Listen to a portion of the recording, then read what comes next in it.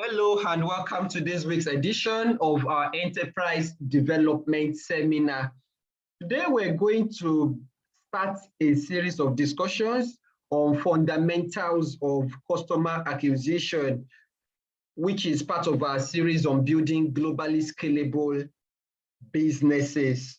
Okay, so let's all start by taking our opening prayer, then we go into the session. Dear God, I ask for an outpouring of your rain upon the business and career in which I have offered my work as an act of worship to you. By your spirit of wisdom and revelation, fill my mind with divinely inspired thoughts and strategies that will empower me for supernatural productivity and extraordinary success in all that I do. Open the heavens and grant me insights, concepts, and ideas that will place a clear distinction upon my work through the uniqueness of my products and services. In addition to this, Father, I ask for the rain of your favor upon every work I have ever rendered.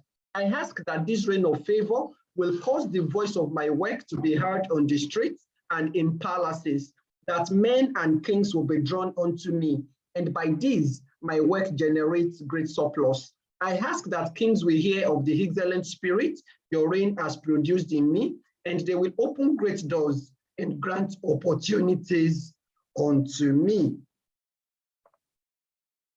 Okay, thank you very much. So let's go right into the discussion for today.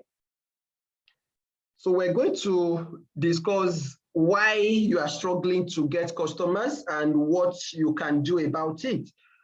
That's one of the questions I get asked a lot. So how do I get customers, especially from those that are just starting in business and even those that have been in business for a while? Okay, so we're going to discuss some fundamentals in this lesson. This is going to be an introductory lesson where we're going to lay the foundation, then we'll build on it in subsequent sessions.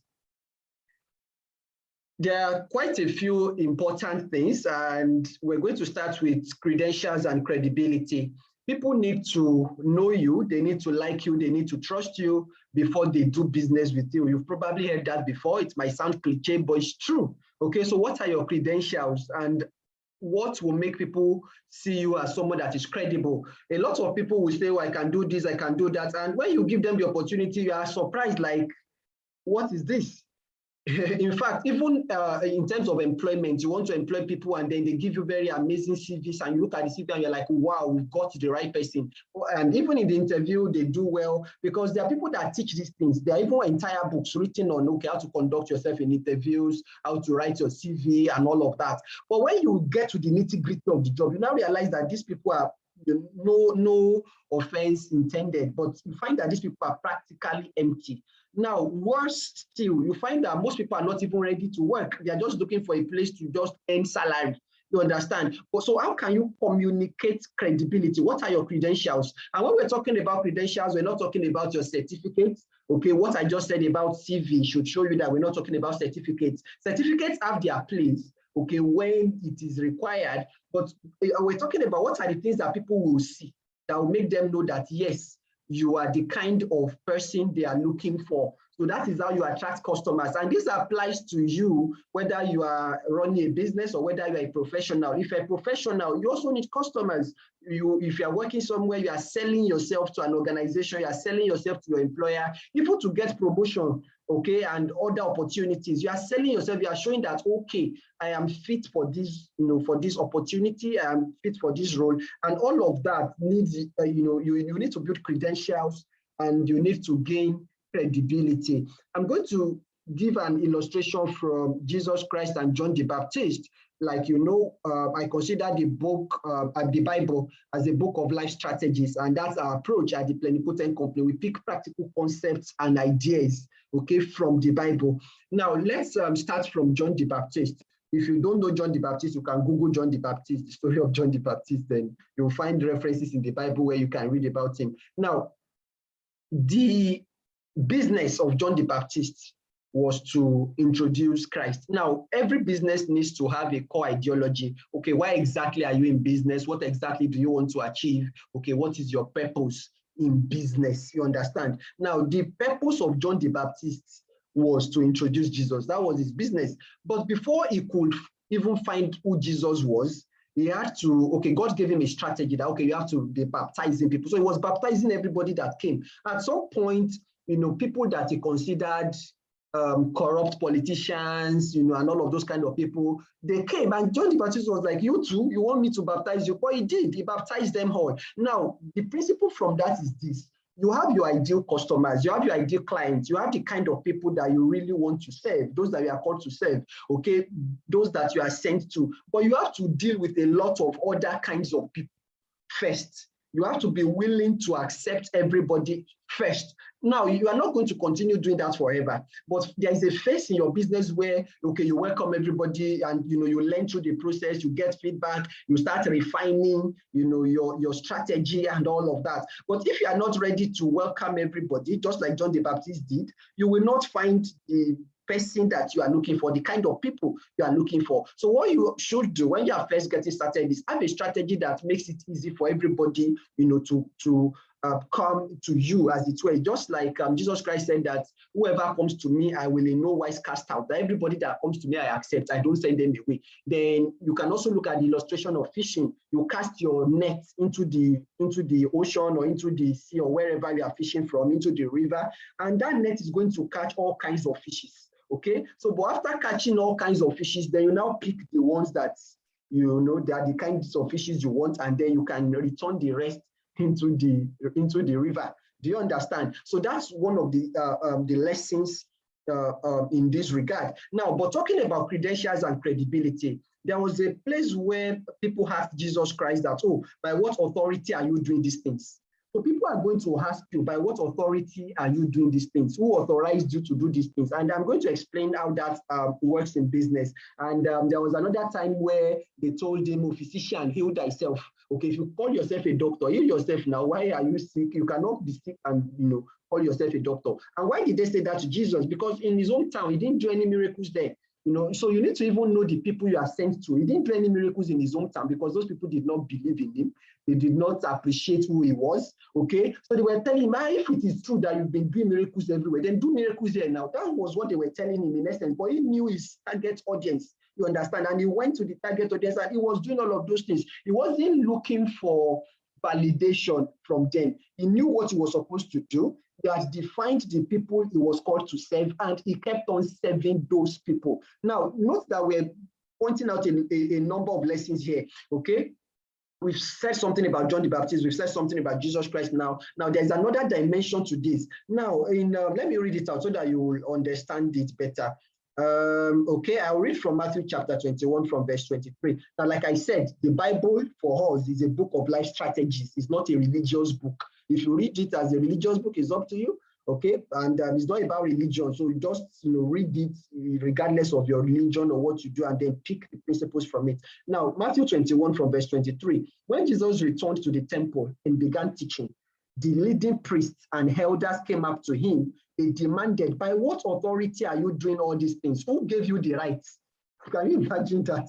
Then he replied them, I will tell you by what authority I do these things if you answer one question.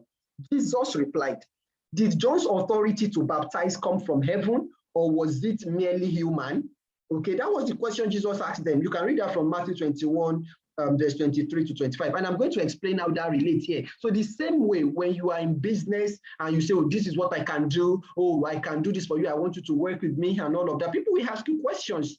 Okay. Now, Jesus now replied their question with another question. That's why, some people say that, oh, you don't answer questions with questions. It's not true. The smartest people on earth, they answer questions with questions, okay? But that's by the way. So Jesus asked them, John, okay, you're asking me by what authority? Now, in the same way, some people will ask you, do you have an MBA? Do you have a PhD? You understand? So you need to have credentials, you need to have credibility. So, but Jesus was telling them that, no, you are looking in the wrong place. I have credentials, but you don't recognize the kind of credentials that I have. Okay, so he asked them, John the Baptist, who authorized him? Now, all of them accepted John the Baptist as a prophet. John the Baptist was respected everywhere. They knew that, no, this man is a prophet. Some did not like him, but they accepted that, they recognized him. He had gained that authority status. So what Jesus was doing in essence was to borrow his authority, quote and unquote, from John the Baptist. So he borrowed his authority, quote and unquote, from John the Baptist. So he was saying that, okay, you accept that John the Baptist is a prophet, and John the Baptist is the one that baptized me. I am his mentee. I am, so to say, of John the Baptist. And John the Baptist himself said, behold the Lamb of God. John the Baptist gave him recommendation. You understand? So he said the recommendation, if you accept that John the Baptist is, is authorized, he knows what he's doing. And John the Baptist says that I am, he says this and this and this about me. John the Baptist said a lot about Jesus. So then what are you saying? So those guys didn't have any response to that. So Jesus actually took his credibility off his relationship, with John the Baptist. You understand? So you need people that will recommend you. You need people that will say that, oh, this person can do this thing. But how will they know? If you have not, learned from them, if you have not, served them in some way, if you have not created value for them in some way, if you have not related with them. Do you understand? Okay, so that brings us to the need to cultivate valuable relationships. Okay, and that's one of the lessons we have learned in our enterprise development series. Dr.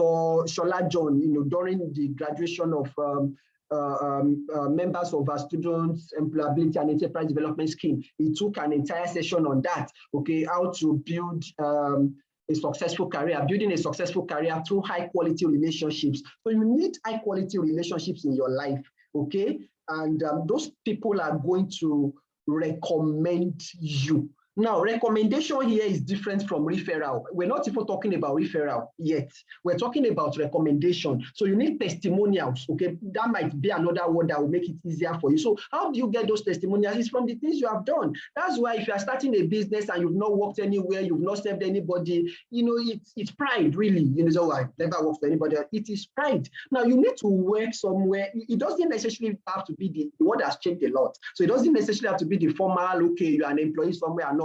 That's fine if you can do it, but if not, whichever way, you have to serve. Maybe you are volunteering somewhere, maybe you are doing things for people pro bono. You have to serve in some way, okay, so that people can say, this guy can do this, oh, this lady can do that. Do you understand? And now we're even still talking at the level of micro businesses. We're still going to get to the point of scaling and all, but at least start from this, okay, and then start getting some results. Then we can now begin to talk about scaling, okay? Talking about valuable relationships, Jesus told a parable about a manager.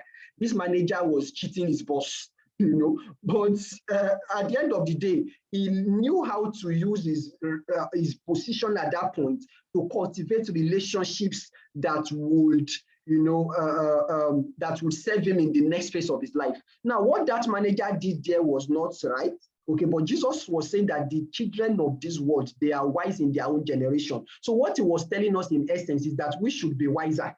Now, he was telling us to pick that principle of using relationships, okay, that the relationships that we have, okay, deliberately nurturing those relationships, deliberately creating value, okay, for those people in such a way that we will always have customers. We always have people that want to buy from us. We always have people that want to recommend us. We always have people that want to do business with us, okay? Now, another important principle is consistency and continuity. You have people that, okay, they do something now and then they move to something else, then they move to something else. You are not going to succeed in business that way, and you're not going to get customers. Now, you need to find something that you can stay with, and you stay with it long enough. That's why the time factor is important too. You need to stay with it long enough, okay, for you to, gain recognition, for you to gain credibility in that field.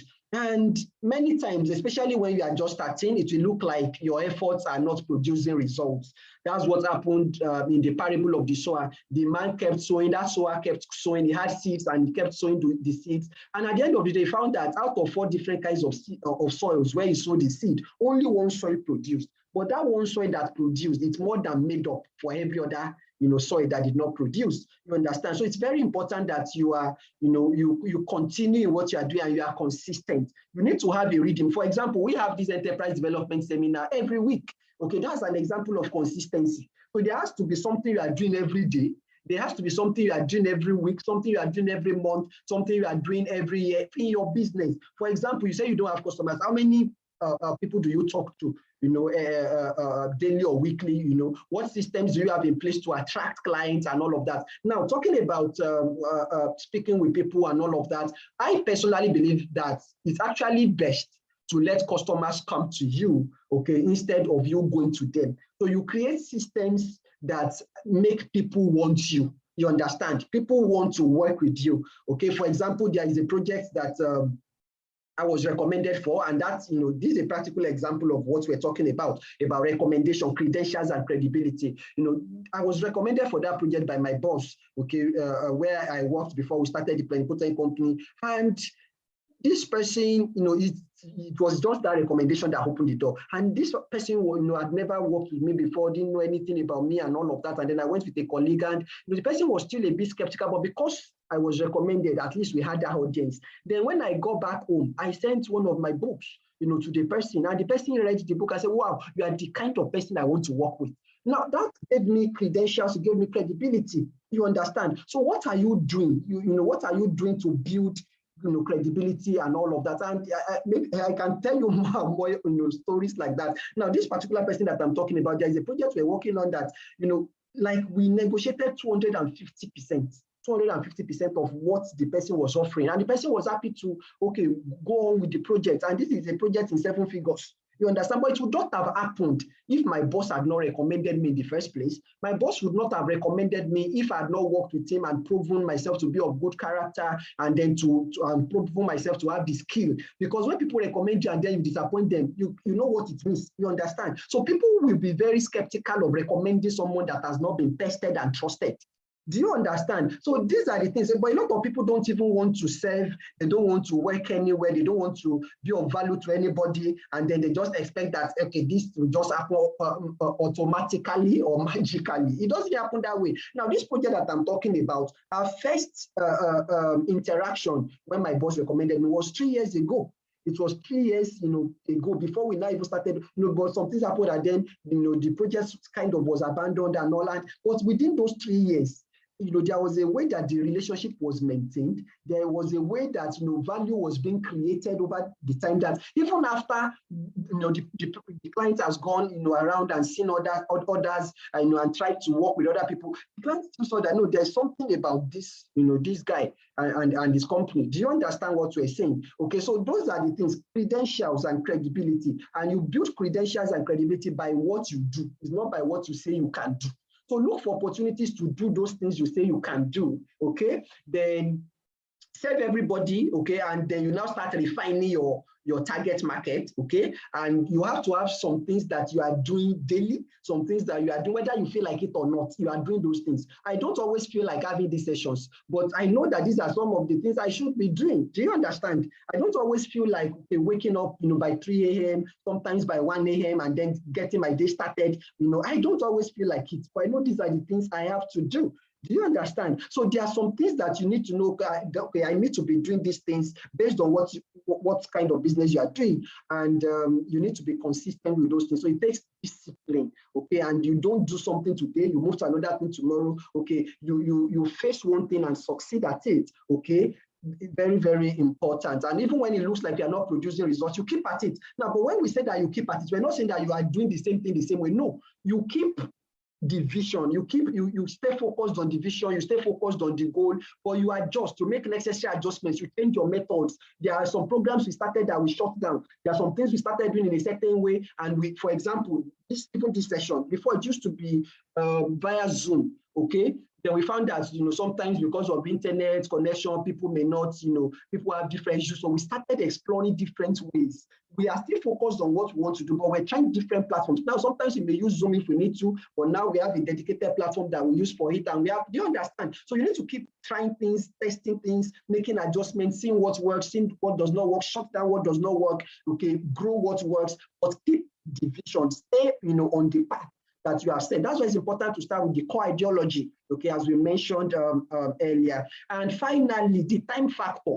There are some things that just take time. You need to know that some things just take time. I just gave you an example of, okay, I've worked with my boss for some time before he could recommend me, okay, and then the projects we're talking about now, we started the discussion 3 years ago, but now we could negotiate a 7-figure deal. in a matter of minutes, like just over a phone call, maybe like 3 or 4 minutes phone call. And you understand, but now you are just starting and you want to be negotiating 7-figure deals, what have you done? And do you understand what we're saying? So, but if you keep at it, at the end of the day, all of those efforts that you have putting in the past that looked like those things were not working, you will reap the reward in compound interest later on. Okay, so you are putting a lot of effort now. It looks like you're not getting customers. It looks like people don't want to work with you. You keep at it. And the things that you want to be doing for customers, for other people, start doing those things for yourself. You understand? For example, I want to help people with their books and all of that, publish their books. I wrote books for myself and I publish those books. Regardless of what you are doing, you will find a way that you can do that same thing that you want to be doing for people. You will find a way that you can either do it for yourself or you can do it for people close to you. You understand? So it's about focusing on the work. Focusing on the work beyond just the reward. When you focus on the work and you keep making necessary adjustments, the reward will come. And part of that reward is that, okay, customers are now attracted to you. They want to work with you. Now, we're going to break down this further in subsequent sessions. We're also going to, in one of our workshops, we're going to sit down and actually build a lead generation system that helps you to attract customers so that customers come to you. Okay, instead of you running after them. So we'll talk more about the workshop as we proceed and also on our discussion platform. Meanwhile, if you have any questions that you have not typed in the chat yet, feel free to still type in the chat, or you can ask on her discussion platform. Okay, these are some resources you may want to take advantage of. And particularly, I would encourage you to join Business Mastery Club. If you are not there yet, you can go to connect.tpcl.com.ng/RSVP, because that's where we share all of the important updates. And you can also get to ask questions that you did not get a chance to ask while participating in the session, or if you happen to be watching the recording later on. Okay, so the quote to think about this week. This is from Philip Amiola. You are only qualified to have something when you have learned to do without it. You cannot handle abundance if you have not been tutored by scarcity. Think about that. Now, the second quote is from Chet Atkins. He's popularly called Mr. Gita. Okay, you can Google him, you'll find out who he is. Now, he says that a long apprenticeship is the most logical way to success. The only alternative is overnight stardom, but I can't give you a formula for that.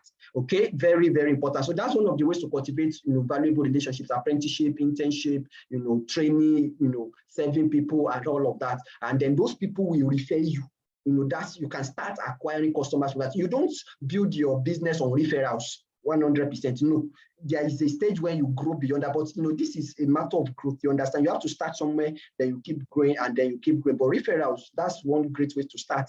And apprenticeship, you learn the skills, because there's some things that cannot be taught. People want to teach. It's not like they don't want to teach, but they can't be taught. They have to be absorbed. You have to absorb those things. That's why there's this Yoruba proverb. There is the English version, so I'll just try to translate it as best as I can. That if a piece of leaf stays long enough, okay, if a piece of leaf, or if a leaf stays long enough on soap, the leaf itself will become soapy. You understand? It would have absorbed the qualities and the characteristics of the soap. So there are some things that's how it happens. There's a lot I learned from my boss, for example. When I'm preparing proposals, I remember those things, like I'm practically modeling and then building on those things. Do you understand? So there are some situations like that where you have to just plug yourself into a place where you can learn. And that's the power of apprenticeship, as Chet Atkins is saying here. So that way, some of your customers are going to come from that place. Look at Jesus and John the Baptist. John the Baptist himself, Jesus was passing, and then John the Baptist said, behold the Lamb of God who takes away the sin of it. He was recommended, and immediately two of John the Baptist's disciples,